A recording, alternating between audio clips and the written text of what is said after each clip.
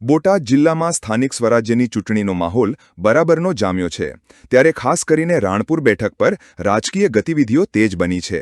વાત કરવામાં આવે તો રાણપુર જિલ્લા પંચાયતની 1 અને તાલુકા પંચાયતની 3 બેઠકો માટે ધારાસભ્ય કાળુભાઈ ઢાભીએ પોતે મેદાને ઉતરીને ડોર ટુ ડોર પ્રચારની કમાન સંભાળી હતી।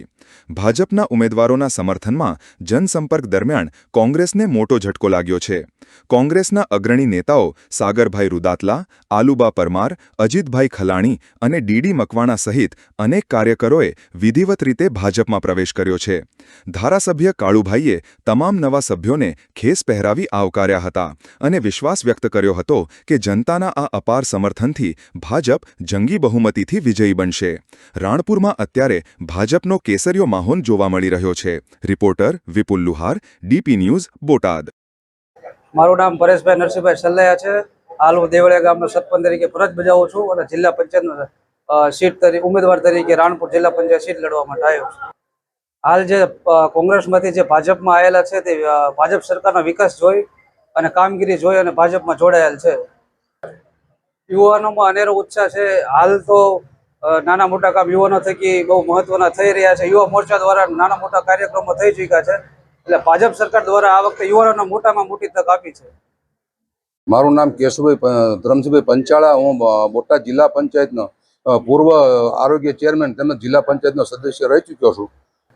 મારા ભૂતકાળની અંદર મેં નાના કામોથી માંડીને રેશન કાર્ડનું હોય, આયુષ્યમાન કાર્ડ વિસ્તારવાઇઝ કેમ્પ કરાવરાયા અને કોઈ પણ નાત જાતનો જોયા વગર કે પક્ષપાત જોયા વગર દરેક સમાજના કામો મેં કર્યા છે અને દરેક સમાજ મારી સાથે છે, મને એટલો વિશ્વાસ છે।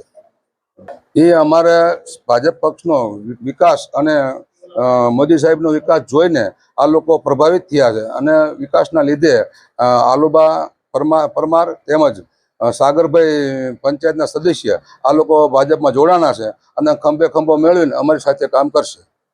આલુબા દાદા સાહેબ પરમાર, રાણપુર। કારણ કે ભાજપમાં જોડાવાનું એક જ છે કે ભાજપમાં હોય ને તો હર કંઈ કામ થઈ શકે અને ઉપરથી ગ્રાન્ટો આવે, આપણે આ ગામજનોનું પ્રજાનું બધું એમનું આપણે માન્ય બધું એમનો માન જાળવી શકીએ અને એમના કામ કરી શકીએ એના કારણથી। કારણ કે મતદારોની ચૂંટણી છે પણ એમાં અમે કારણ કે મહેનત કરી શકીએ, કોઈ પણને ફાવે ન ફાવે તો એમને મતદાન કરાવી શકીએ અને ભાજપને આગળ લાવી શકીએ કારણ કે ભાજપમાં જ કામ થવાના છે।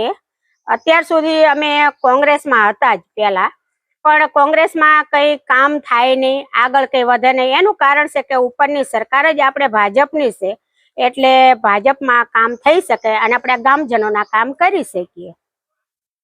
આજે રાણપુરના અમારા જિલ્લાના ઉમેદવાર અને તાલુકાના ઉમેદવારોને સાથે લઈ રાણપુરમાં પ્રવાસ કર્યો। ખૂબ સારો પ્રતિસાદ મળ્યો છે। કોંગ્રેસમાંથી અનેક કાર્યકર્તાઓ આજે ભાજપ સાથે જોડાયા છે। અમારા તાલુકાના ઉમેદવાર અને જિલ્લાના ઉમેદવાર ખૂબ લીડથી જીતે એવા અમારા પ્રયાસ અને પ્રયત્નો છે અને ગામનો ખૂબ સારો સહકાર છે। આપ જોઈ શકો છો કે અત્યારે પણ અમારી કાર્યકર્તાની ફોજ પ્રચારમાં લાગી છે ત્યારે ખૂબ જંગી બહુમતીથી અમારા ઉમેદવારો જીતવાના છે। એ આપણો કામ અને આપણી સરકારનો વિકાસ જોઈને જોડાયા છે। એના જે બેન જોડાયા એ કોંગ્રેસના કાર્યકર્તા હતા પરંતુ આપણા વિકાસના કામો જોઈ એ પ્રેરિત થઈ આજે ભાજપ સાથે જોડાયા છે।